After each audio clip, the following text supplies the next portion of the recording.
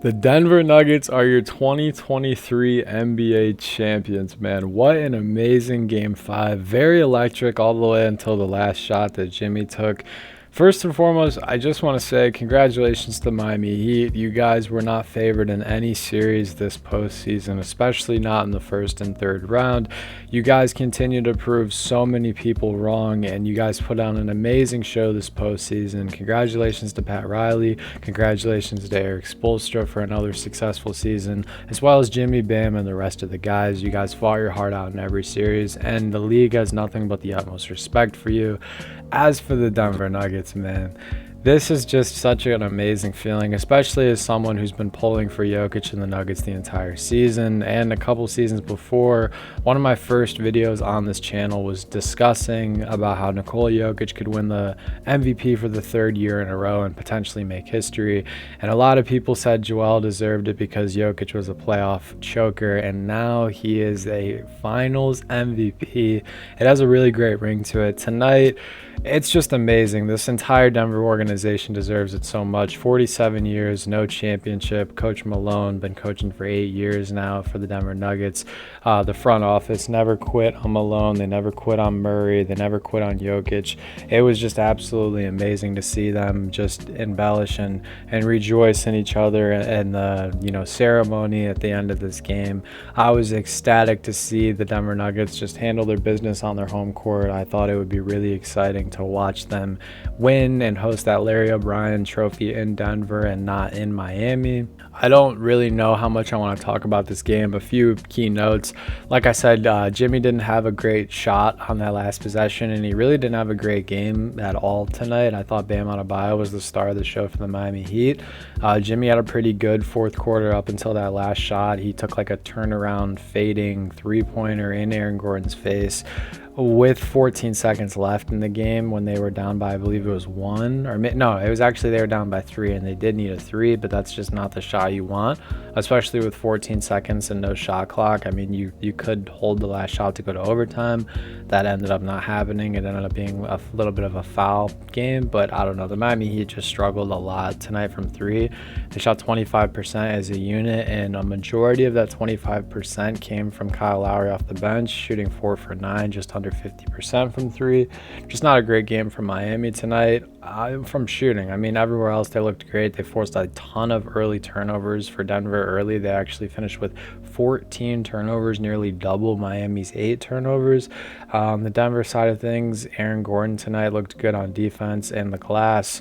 Michael Porter Jr. looked great on defense and the glass. Nikola Jokic looked great everywhere. Jamal Murray did a great job just grabbing rebounds and assisting the ball tonight. I thought it was just really great that Jamal ended up averaging 10 assists for this finals total. He really just did a great job distributing the ball. Bruce Brown had a really big game tonight, just like the game prior. A lot of timely rebounds, a lot of timely buckets. It's going to be really sad if Bruce Brown can't come back next year.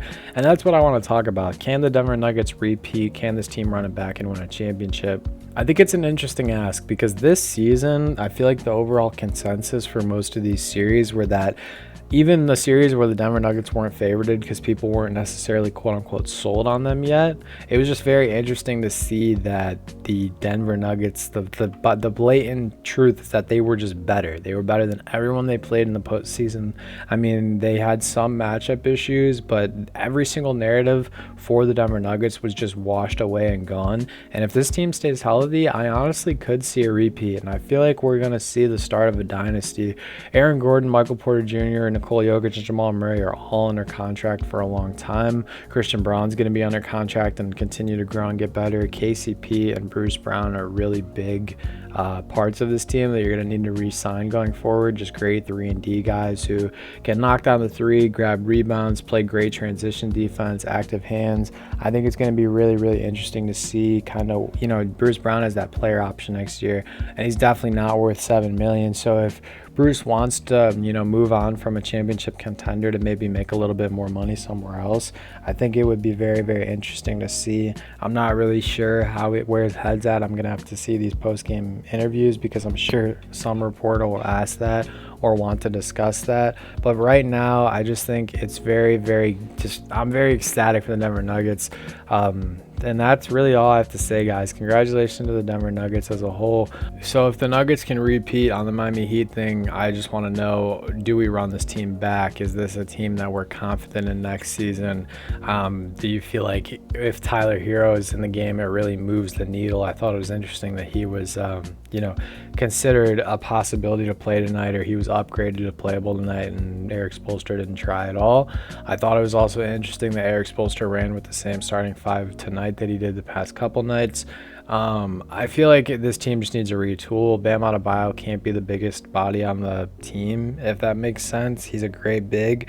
He's a great passer, great rebounder, great scoring threat inside 12 feet. However, it was just very obvious they lacked size or someone like a body to put on someone like Nikola Jokic. And in the Eastern Conference, you're gonna, be facing the Giannis's and the Joel Embiids and just a lot of other guys in the Eastern Conference. So it's gonna be really interesting to see what Miami Heat does next year. If I'm Miami Heat, I'm maybe thinking a rebuild. I don't really know, though. You kind of have to get in Jimmy Butler's head and ask yourself, how far does Jimmy Butler team go? Because since the Jimmy Butler signing, 2020 you go to the NBA Finals, 2021 you get swept, 2022 you go to Game 7 and lose, and then 2023 you make the NBA Finals after going 7 games with the Boston Celtics, who you won 7 games with the previous year. So it's just been a very interesting season. I mean, 2 seasons out of the 5 you're making the NBA Finals. I don't know, guys. What do you think, though? How do you feel about this series?